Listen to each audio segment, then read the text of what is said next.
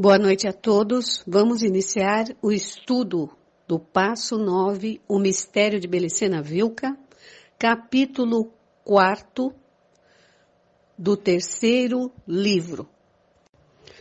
O regresso ao meu apartamento o fiz em sombrias ponderações, lutando por evitar que o desalento me tomasse. Passado o entusiasmo inicial, o peso da realidade se apoiava duramente em meu espírito e me fazia uma pergunta aterradora. Como poderia eu, valendo-me somente de minhas próprias forças, cumprir com o pedido de Belicena Vilca? É certo que me sentia dono de uma vontade inquebrantável, que não cederia assim, porque se em minha determinação de chegar até o final, que toda a minha força sem reservas as poria à disposição da causa da casa de Tarsis. Mas era certo também, o reconhecia humildemente, que eu não estava dotado com as virtudes de Ulisses. Não, definitivamente eu não era o herói Perseu, que segundo Belicena descer até o inferno para conquistar a sabedoria. Mas não somente aqueles heróis mitológicos, eu não me parecia. Não me aproximava nem remotamente a algum dos senhores de Tarsis. Eles, sim, sabiam resolver toda a classe de situações. Se haviam enfrentado durante milênios a uma infernal conspiração, inconcebível para uma mente humana corrente, suportaram vários intentos de extermínio e saíram ilesos de todas as provas, driblaram todos os perigos, triunfaram de todos os inimigos. E o conseguiram porque, como disse Belicena, seus corações eram mais duros que a pedra de diamante e possuíam a certeza do Espírito Eterno. E porque experimentavam uma hostilidade essencial às potências da matéria, que lhes permitia exibir uma fortaleza indescritível frente a qualquer inimigo. Eles se haviam mantido à margem da história, tratando de preservar a herança da sabedoria hiperbórea dos Atlantes brancos. Eram iniciados que atuavam conscientes de sua responsabilidade espiritual, cumpriam com a estratégia de seus deuses, e os deuses se dirigiam a eles e os guiavam. Eu, em compensação, era incomparavelmente mais débil. Não distinguia tão claramente como eles entre a alma e o espírito. Ainda que a leitura da carta me provocasse como uma revelação do eu espiritual, com a intuição inegável da verdade do espírito aprisionado na matéria, mas por ora era somente uma intuição espiritual. Tampouco recebi uma tradição esotérica, uma sabedoria herdada, e muito menos tive a oportunidade de ser iniciado no verdadeiro mistério do Espírito. Busquei, isso sim, a verdade por muitos anos, como narrarei logo, e até cheguei a descobrir por mim mesmo a realidade da sinarquia universal. Mas jamais me ocorreu lutar contra tais forças satânicas. Nem nunca imaginei que fosse necessário fazê-lo, imprescindível, inevitável, uma questão de honra. Pelo contrário, como expressa o conhecido tango, eu me entreguei sem lutar. Deixei que o sentimentalismo me abrandasse o coração, que me impregnaram os costumes decadentes do século. Tolerei e convivi com as mais abomináveis realidades, as mesmas em que se funde lentamente a cultura ocidental, sem reagir. E não reagi nunca, por carecer de reflexos morais. Estava como dormindo, quiçá, porque no fundo, como agora, tinha medo de lutar e reagir, de enfrentar forças demasiado poderosas. Oh, Deus, tinha me convertido num idiota útil, em um estúpido pacifista. Mas agora as coisas mudariam. Se tivesse de destruir, destruiria. Se tivesse de matar, mataria. Qualquer coisa faria antes de compactuar com o inimigo do espírito, descrito por Belecena Vilca. Somente necessitava ajuda, algum tipo de ajuda espiritual. Em resumo, eu estava decidido a chegar até o final, a jogar, como disse, todas as minhas forças pela causa da casa de Tarsis. Mas era também realista, consciente de minhas limitações, e sabia que sem ajuda não poderia chegar a parte alguma. Mas a quem poderia recorrer por tal auxílio? Isso não podia decidir nesse momento, mas é sobre o que me ocuparia de pensar nas próximas horas. Guardei o carro na garagem do prédio, onde vivia há uns anos, e subi por uma detestável escada caracol de concreto armado até o corredor dos elevadores. Uns minutos depois me encontrava comodamente vestido em meu pijama, disposto a meditar sobre aquilo que me preocupava. 3 ambientes é demasiado grande para um homem só. Me repetiram até o cansaço meus pais quando o adquiri, mas agora o apartamento não parecia, devido ao acúmulo desordenado de objetos arqueológicos, publicações variadas e livros. Na realidade, para os livros destinei um pequeno quarto, ao que dotei de estantes nas 4 paredes. Mas a capacidade desta biblioteca se viu lotada, e os novos livros foram ganhando os demais ambientes como hóspedes indesejáveis. O único lugar mais ou menos arrumado, com certa ordem, era o amplo hall, que contava com um jogo de poltronas, mesa e lâmpada para ler. Junto à minha poltrona favorita, a janela deixava ver a ladeira de um pequeno morro, cujo pé, imponente e majestoso, se ergue a estátua equestre do general Martim Miguel de Güemes. Ali me sentei, presa de um sentimento muito especial, como se verá com o correr do relato, e permaneci várias horas, até que se produziram os fenômenos. Mas não nos adiantemos, era meia-noite, e eu, retomando a linha de pensamentos anteriores, me perguntava obsessivamente, devo pedir ajuda, mas a quem? Como sempre ocorre quando o homem se enfrenta a situações que lhe ultrapassam e clama por ajuda exterior, fica indefectivelmente plantado um problema moral.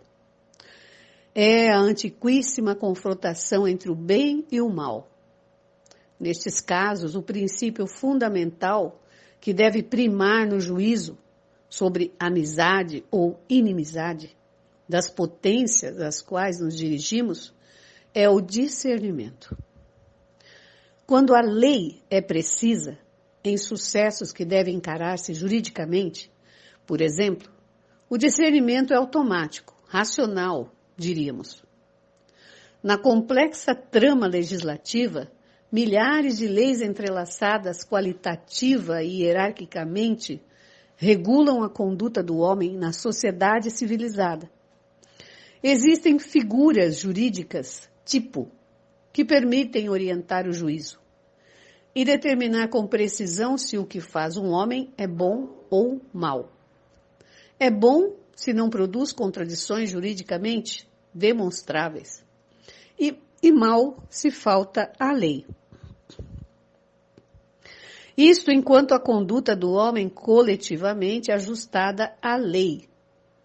Na esfera individual, o sujeito, geralmente ignorante da grande variedade de leis que regulamentam o direito, se conduz de acordo com a sua consciência moral.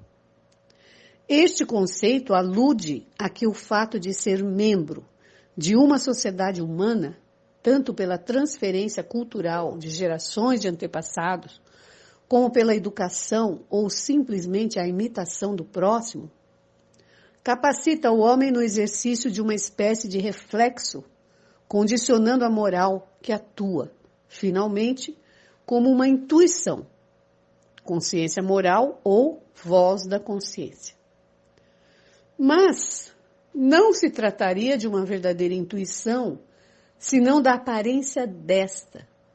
E o que sucederia seria um extrato de experiências morais, assimiladas pelos meios mencionados ou por qualquer outro, e reduzidas a um nível inconsciente, e atuariam automaticamente guiando a razão no discernimento das oposições estabelecidas e determinando a lógica do juízo.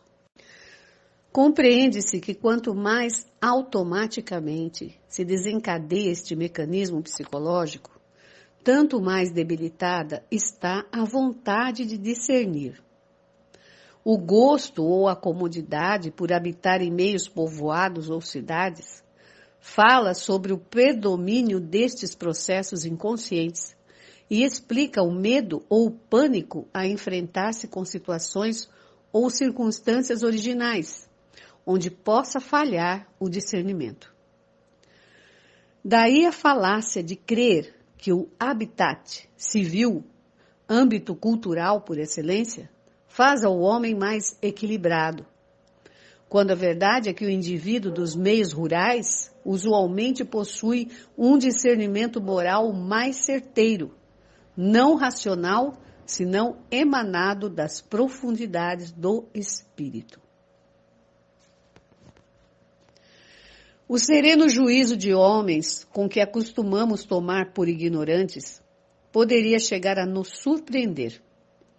Sem a crosta de infinitos costumes decadentes civilizados em todos os lugares da mente, essas pessoas sensíveis experimentam também estados de consciência transcendente, sem fazer demasiado barulho, e o que é bom, sem efetuar classificações parapsicológicas.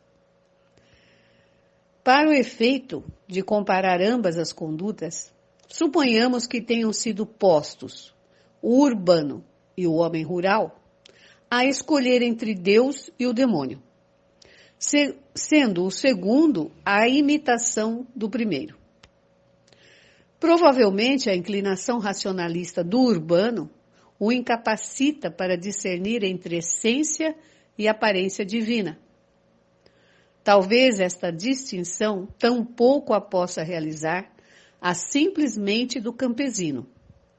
Mas, por esta mesma simplicidade ou pureza, ele poderá pressentir a presença de Deus, ter a certeza de distinguir entre a verdade e a mentira. Poderá parecer difícil que alguém se considere um dilema semelhante, mas para mim essa era a questão a considerar, a necessidade de receber ajuda exterior. Porque esta ajuda seria, por sobre todas as coisas, ajuda espiritual.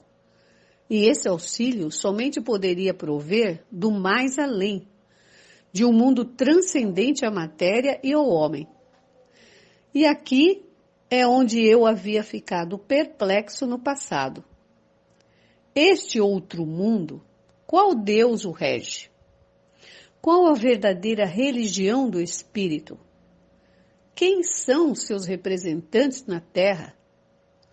Onde está a porta até Deus, até o mundo de Deus, até a pátria do Espírito? Durante muitos anos busquei a verdade dessas perguntas, mas jamais, como agora, estive ante uma situação limite, em que a necessidade de discernir se fazia incompatível com a vida corrente. Pois estava seguro, já não passava mais em minha vida sem encontrar uma resposta. Tinha 36 anos, mas havia pelo menos 15 que buscava respostas. Nessa busca havia transitado um caminho sinuoso que não desdenhou os intelectuais da filosofia e da ciência, nem os abismos irracionais das religiões e seitas. Recordava que no início era orgulhoso de ter uma formação ocidental, preparado num ambiente de cru cientificismo racionalista. Houve tempos em que cheguei a confiar cegamente que as metodologias da investigação empírica eram o único caminho para obter um conhecimento certo do universo. Mas passaram os anos, apareceram angústias que não poderiam reduzir-se a nenhuma metodologia, e então considerei a possibilidade de explorar outras vias de conhecimento.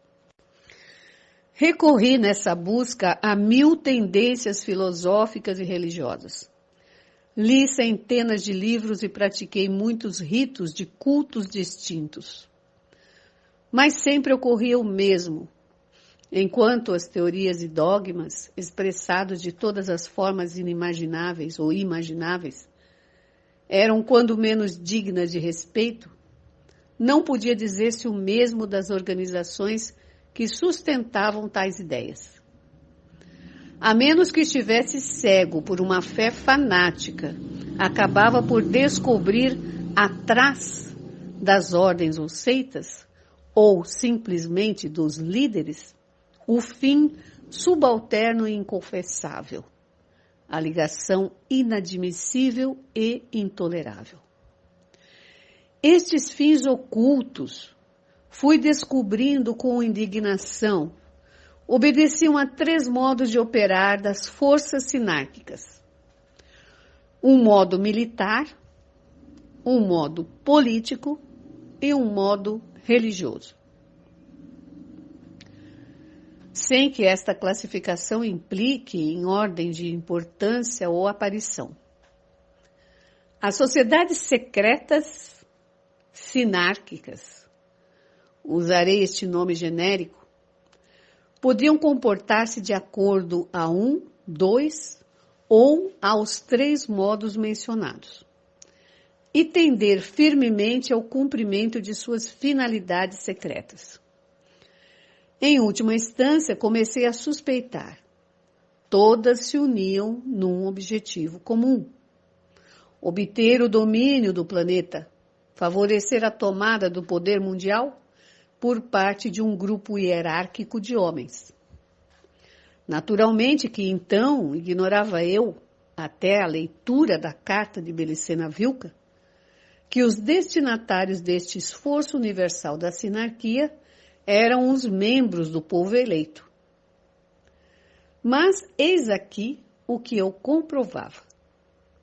Os serviços de inteligência de qualquer espécie ou país, modo militar, das sociedades secretas sinárquicas, se ocupam de infiltrar todas as organizações possíveis, inclusive nas seitas ou igrejas religiosas, quando não o controlam diretamente, como, por exemplo, ocorre com a Igreja dos Santos dos Últimos Dias, Mormons, que está habilmente manejada pela CIA.